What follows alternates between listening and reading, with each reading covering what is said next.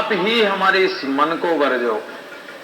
अगर आप हमारे मन को वर्जोगे, रोकोगे, तो ये मन रुक जाएगा। अति गति विषयों सोरत, ये तो पता नहीं कि कैसे कैसे विषयों में ऐसा विलंब जाता है, ऐसा रम जाता है कि जब ही विषय की हवा चलती है और विषयों को देखता है तो सांड की तरह उठकर और ऊंट की तरह उठकर ये उसी विषयों की तरफ चला जाता है। विषय विलास अधिक अति आतुर, और ये विषय विलास में, माया मोह में भी इतना आतुर होकर और विषय भोगों में कोई शंका न करते हुए, कोई डर भय नहीं मानते हुए, न काल का भय, न शास्त्र का भय, न गुरु संत का डर, किसी का डर न मानते हुए ये तो भोगों में लीन रहता है। खाए हलाल मगन माया में, और विषय रूपी, विषय हलाल रूपी विषय वासना को खाकर माया में ही फंसा रहता है। विष अमृत कर जाने, जो विषय विकार विष जहर है उसको भी ये भोगने के समय सुख रूप मानकर, उसको अमृत स्वरूप जानकर उसी को भोग रहा है। पंचन के संग बहत चौदह से उलटने कबू आवे, पांचों इंद्रियों के संग में लगकर ये रात दिन उसी में बहता रहता है, उसी विषयों में रहता है। उलटने कबू आवे, उन विषयों को छोड़कर ये उल्टा वापस आता ही नहीं है, भगवान की तरफ तो लगता ही नहीं। जय जय काल ये जाए तय तय मृग जल जो मन धावे, और ये काल सब जगह है, और हिरण जैसे जंगल में जहां भी जाता है उसको काल ही काल है।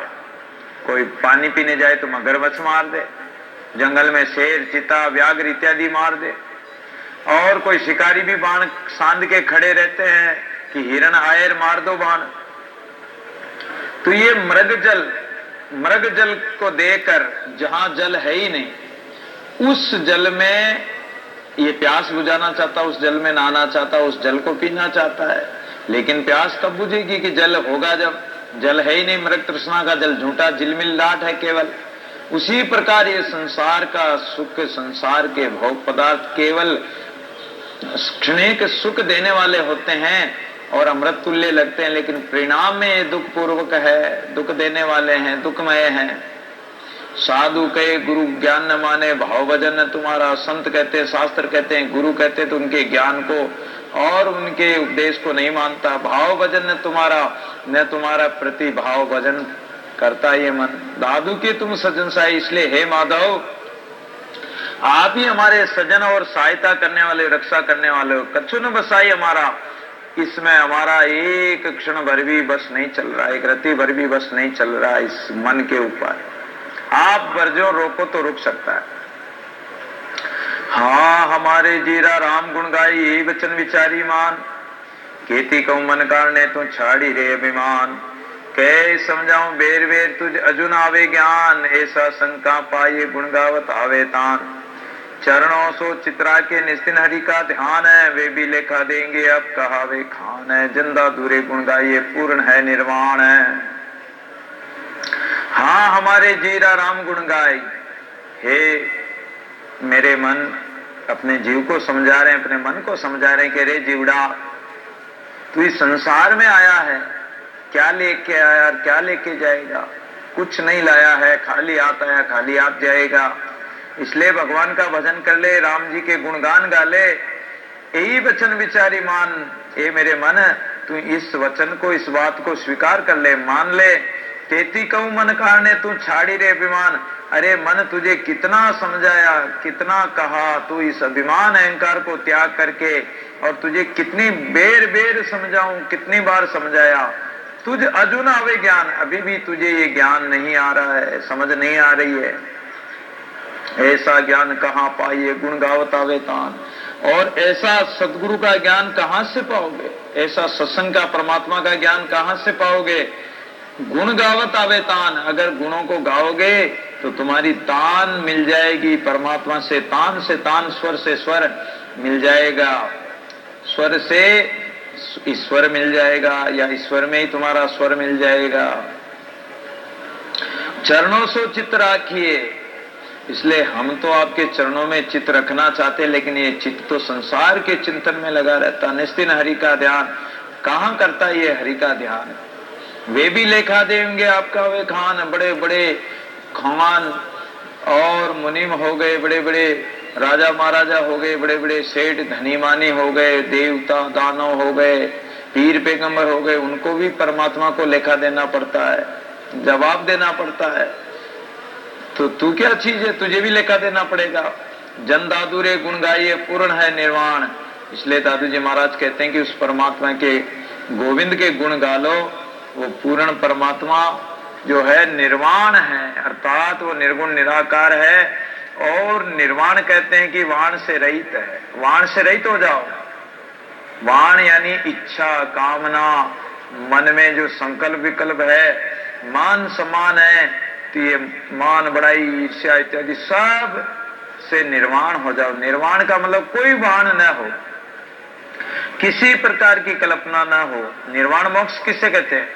निर्वाण मोक्ष को कहते हैं कि जिसमें कोई किसी प्रकार का मान बड़ाई ईर्ष्या इत्यादि न हो, कोई मान सम्मान न हो, कोई भी संकल्प विकल्प न हो, कोई मनोरथ न हो, कोई इच्छा न हो, यानी कोई बाण हो ही नहीं हो, किसी प्रकार की बाण हो ही नहीं उनके अंदर।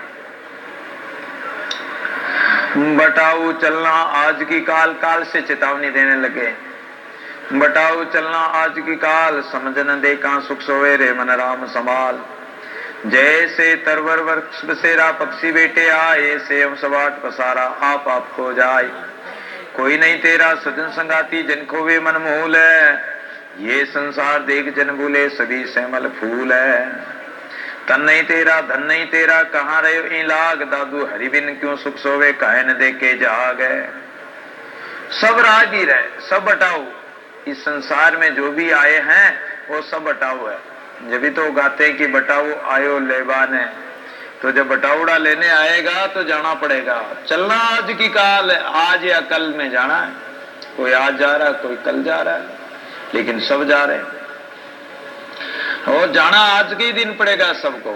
7 दिन के बीच में होगा मरगट बास। ऊपर ऊपर ढोर चरेंगे और ऊपर ऊपर हल चले, ढोर चरेंगे घास। जब एक दिन ऐसी स्थिति हो जाएगी कि राख हो जाओगे, घास उग जाएगी और जीव जानवर घास चुगने लग जाएंगे आपके ऊपर। इसलिए चलना आज की काल। अरे प्राणी, आज या कल अवश्य जाना है। 2 दिन ही तो है, सप्ताह में 7 दिन होते हैं, तो 5 दिन तो खाने पीने में ऐसे ही चले जाते हैं। एक दिन जन्मने का, एक दिन मरने का, तो जन्म भी हो गया और 5 दिन भी बीत गए। अब आज का दिन बीत गया तो कल काल का ही दिन आना है। और काल कब आ जाए ये पता नहीं, वो आज ही आ जाए, अभी आ जाए, कोई पता नहीं। इसलिए वो काल का दिन कब है ये कोई पता नहीं। तो वो काल के आता है, आज तो आपके आता है, लेकिन काल काल के आता है। समझ न देख कहां सुख सोवे रे मन राम संभाल। इसलिए हे प्राणी, मूर्ख प्राणी, तू समझ क्यों नहीं रहा? किस माया मोह निद्रा में सो रहा है? अरे उठ जाग करके और परमात्मा को संभाल ले, भगवान का भजन कर ले। जैसे तरवर वृक्ष बसेरा पक्षी बेटे आए, और रात्रि में जैसे हमारे पीपल का पेड़ है, बड़का पेड़ है, ये नीम के पेड़ हैं, कोई भी वृक्ष है, उस बड़े बड़े पेड़ पर, बड़ा हो चाहे छोटा वृक्ष हो, उस पर पक्षी आकर रात्रि में विश्राम करते हैं। ऐसे ही हम सब हाट पसारा, ऐसे हम सभी इस हाट पसारे में हैं। जैसे संडे को, रविवार को कहीं कहीं जगह बाजार लगता है, हाट लगता है, तो कितना पसारा हो जाता है, लेकिन वो रात्रि होते ही सब पसारा खत्म हो जाता है। इस प्रकार हम भी इस संसार में उस यात्री की तरह, उस पक्षियों की तरह रैन बसेरा कर रहे हैं। चिड़िया रैन बसेरा, ना घर तेरा ना घर मेरा, चिड़िया रैन बसेरा। ये चिड़िया की तरह रैन बसेरा। चिड़िया रात में एक पेड़ पे बैठ जाती है, प्रातःकाल अपना अपना जगह उड़ जाती है। ऐसे ही ये जीव एक रात्रि के लिए यहाँ इस संसार में आए, और ये रात्रि पूरी होते ही ये भी चिड़िया की तरह उड़ जाएंगे।